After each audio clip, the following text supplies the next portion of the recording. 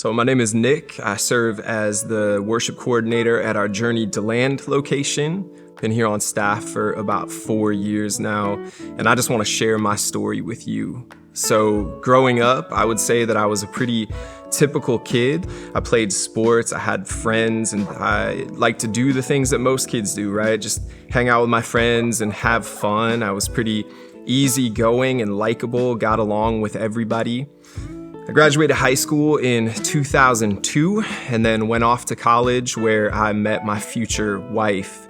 And then we ended up moving here to Florida and getting married in 2007. So like for most people in those early years of marriage, things were tight, just happened to be right in the middle of the recession, so jobs were not easy to find.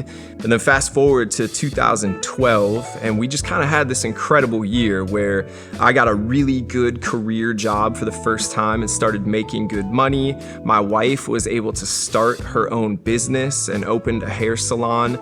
And then in that same exact year, we were able to purchase our first home, and I was able to buy my first kind of dream car. And so really, life was good. So fast forward a couple years, and we had been living this incredible life, and it was just this one random evening where I was standing in the kitchen. I remember I had just poured myself a glass of water, and I turned around and was standing looking out the back window of our house. And in that moment, all of a sudden, I had this wave just start at my feet and kind of wash all the way up my body. And I didn't know what I was experiencing in that moment, but the best way that I could describe it is I felt like either the world was about to end or I was about to die. I didn't know it at the time, but what I had experienced was a full-blown panic attack. What I also didn't know was that I would continue to experience those full-blown panic attacks almost all day, every day, for the remainder of that year.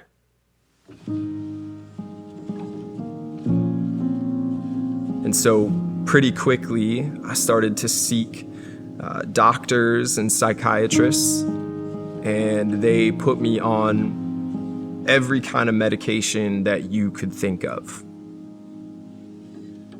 And I can remember after 3 or 4 months of that, there was no change.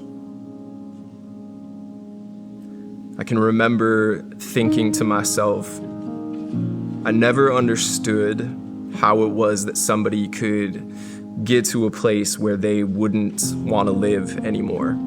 And for the first time in my life, I started to wonder whether I wanted to live anymore. And so it was at that moment that I knew I was in a life or death situation. The decisions that I would make in that season were going to dictate the literal future of my life. And so I made the choice then that I was going to seek after the Lord and not continue to allow this illness to literally kill me. And so I began to take steps at that point in my life to draw close to the Lord. And I would love to tell you that there was this pivotal moment where I made this decision and all of a sudden God stepped in and snapped his fingers and everything was okay. But the reality is that's not how it played out for me. It has been a process. There are still days where I experience anxiety, and there are still days where I experience depression. But as I look back on all these years since I experienced that moment, what I can tell you is that God is faithful. It's not to say that I have it all figured out. It's to say that God has brought healing to my life. God has healed my marriage in ways that I could have never expected. He has continued to heal me in some of this mental health stuff. He has afforded me opportunities to step into full-time ministry and to impact others' lives just like this by sharing a story of how he has been good to me. And so if there's anything that I would want you to take from this, if you struggle, is I want you to know that it is okay to not be okay, but it's not okay for you to stay there. God has a plan for your life, and God's word tells us that he is faithful to complete every good work that he has started in you.